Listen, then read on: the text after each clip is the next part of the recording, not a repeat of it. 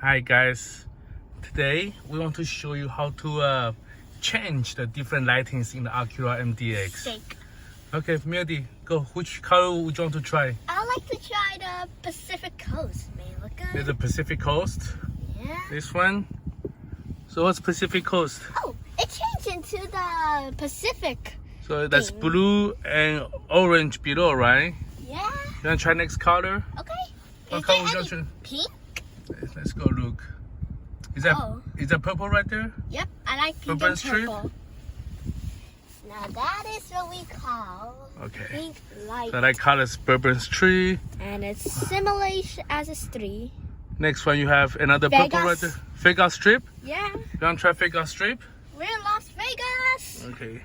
Vegas strip. And what's next? The Fifth Avenue. Fifth Avenue.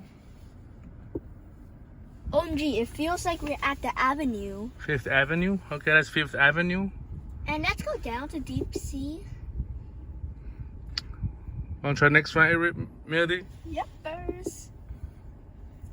What's Wall Street? Wall Street? Yes. Oh my God! It's the street with tons of walls.